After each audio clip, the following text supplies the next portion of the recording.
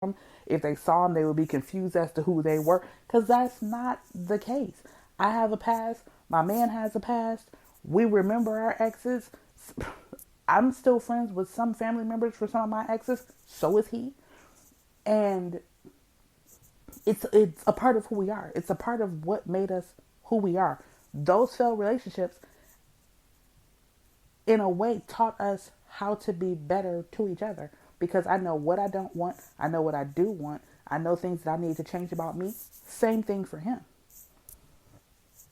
But I don't come into my situation. I did not come into my situation competing with anybody he's ever dealt with. Matter of fact, other than, and I'm talking about my current relationship, other than his son's mother, he doesn't even talk about his exes. Other than my ex-husband, I don't talk about my exes because there's no reason for it. If something happens to pop up in our relationship where it requires an explanation of an ex, which I don't see that ever happening, then that's when a conversation will be had. But his exes are not important to him, just like mine aren't important to me. They were important to our development. Excuse me. But they are no longer important parts of our lives to where we have to sit down and, oh, child, let me tell you about Tasha. Tasha, that ain't nothing. Let me tell you about Marcus. Like, that's creepy anyway. But there's nothing there where we need to sit down and have conversations about our exes. And the only reason why he's mentioned the one ex, like I said, not only is that the mother of his child, that's his ex-wife. The one ex, not only is he the father of my children, he's my ex-husband. So, yeah, that conversation was had. And we already know that we can't stand our exes and we move on.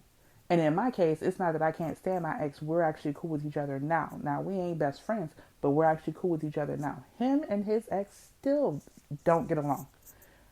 You know, they do what they have to do for their son. And that's cool. They figured out how to at least be cordial for their child. And that is amazing. And we all exist. She has another husband. He's dealing with somebody. Me and this one are together. And we're not thinking about either one of them. And we move on with our lives. But there are some people out here who get into these relationships, and it's a twofold thing. Because you have some women who get into relationships with a man who's actually bringing the memories of his ex into the conversation. She makes you a sweet potato pie. You know, my ex used to put extra vanilla in it. I don't care what she put. I don't cook like her. You know, my ex used to give me donuts in the morning. Well, call that hoe and tell her to go get you some donuts right now. Like, we have to stop bringing up and women, we do it too. You know, John used to take and pay for so-and-so. Well, then John needs to pull out his checkbook and come take you away from here. Like, we have to stop looking backwards. Because clearly backwards didn't work, or you wouldn't be in another relationship or single right now. Something about John wasn't right. I mean, homegirl's pies was good, but apparently they wasn't that great. Like, so stop bringing up your exes. But here's the other side to that is I'm in a relationship with this man and I never bring up my ex, but he brings up my ex. Did he rub your feet like this? What? I cooked you breakfast. Has he ever cooked you breakfast in bed? Why do you care? Because you stepped into the situation trying to compete. Now, I don't know if it's because you felt as though the person you're with possibly had a deep connection with somebody else and you sense it. Therefore, you're trying to make sure that you do all those things that he loved and then some, or all those things she loved and then some.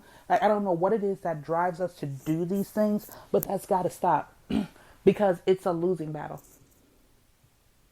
Ultimately, you will either keep chasing after the memory of another person until you turn yourself into another person. And at some point you're going to stop and realize that you don't even recognize you anymore. Or you're going to keep this up, finally catch the man or finally catch the woman, get married, settle down, and then you're going to ease back into your old self. And the other person's going to be looking at you real crazy like, wait a minute. What happened to the extra vanilla in my pies?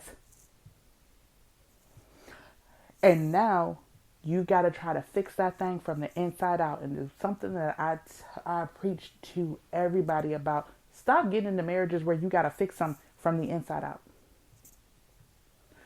Me and mine may have separated, and you'll hear this full story later on, but me and him have separated I don't know how many times. I went through a stage where if I didn't like the way you chewed, I'm out. I quit. Because I just went through a point where honestly, I didn't even really want a relationship, but I had been single for so long, and it had just gotten to the point where folks were like, girl. And I'm like, you know what? I probably do need to date a little bit, whatever. I did not expect to meet somebody that I was going to be so connected to. And the crazy thing is when I met him, I actually was dating someone at the time. I only met him. It was basically purely accidental. And I had told him flat off, right off rip. He always tells me, well, when I met her, she had a boyfriend. But the thing was that me and my boyfriend were slowly on the outs. And I didn't talk to him very often because I'm one of those people that when I'm in a relationship, I don't talk to any other men. So we met, like I said, pretty much accidentally, came across each other and would periodically speak to each other, but it wasn't all that serious. It was mainly about music, and then you go your way, I go my way, not a big deal. And then we would come across each other again, and I was single. And then he would, at that point, tell me, you know, he was kind of hoping that I was single when he first met me. And we started talking to each other more. And then we didn't end up actually in a relationship for a while. But we just spoke to each other as friends for a few months. And eventually, when I was ready to get back into another relationship, I had such a connection with him as a friend. That's who I ended up dating. And then we would end up dating off and on for like 6 years, maybe. We would date for a while and separate. We would date for a while and separate. And then, and mind you, the separations had nothing to do with, oh, well, she cheated, or he did this to me, or did he hit me, or she slapped me. It was none of that. It was more so, I had some things that I needed to work on that I had never felt the need to work on before. Just some issues I had with my ex that I didn't realize that I was still holding on to, and my issue with marriage because my first marriage had failed. Like just some issues that I had to deal with that I didn't realize were actually affecting me. So it put me in a position where I didn't like people being around me for too long. So, you know, we cool right now. We're going to date for this hot minute. But then I got to get away from you because if this gets too serious, it's going to be a problem. And I was dealing with that. And then he was going through his own issues. And pride is a mean thing. And he was going through some problems that he didn't want me to know about. So it was nothing against either one of us.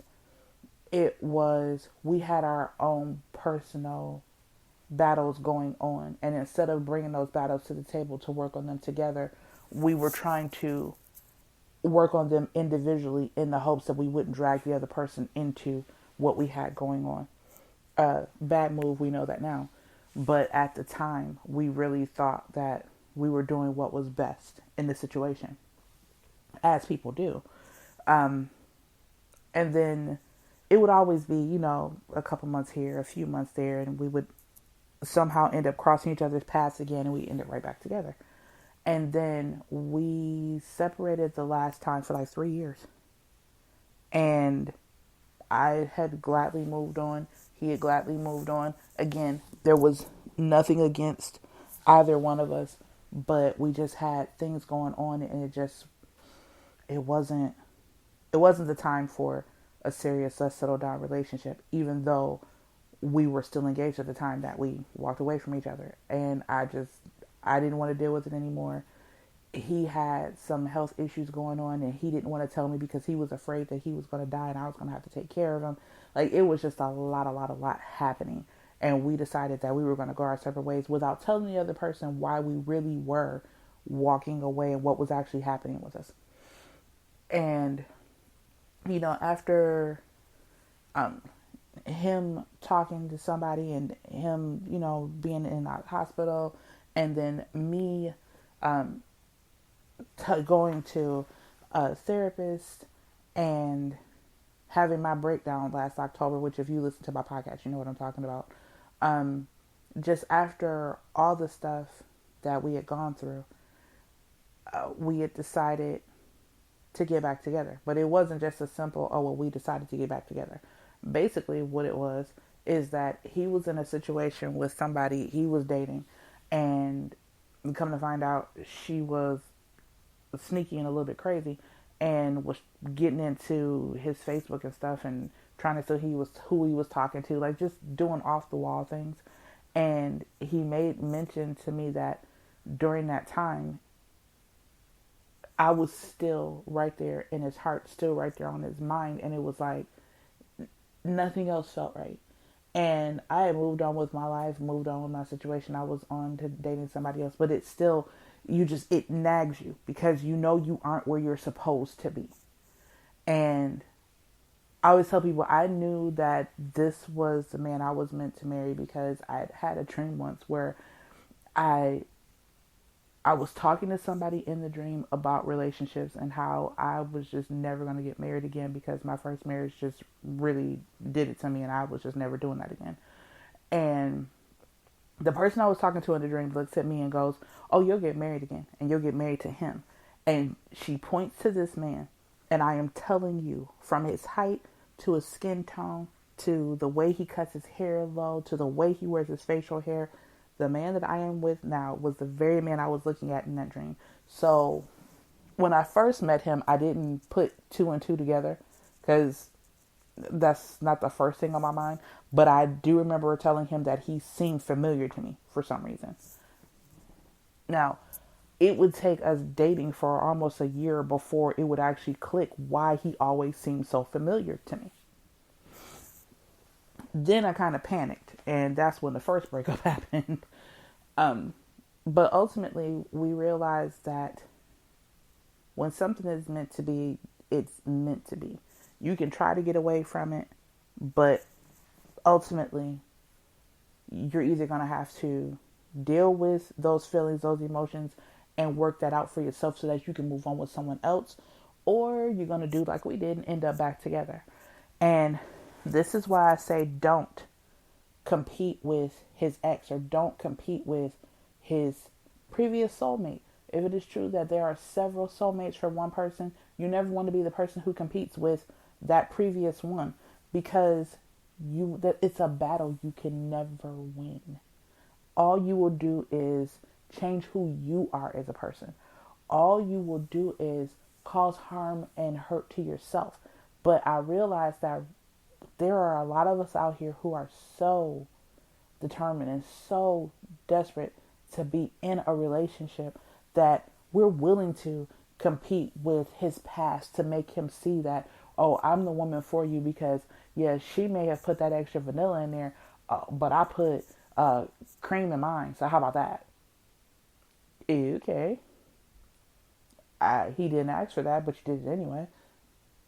And that may be a great thing until you realize that that's not how you normally do things. And later on, you do it without it.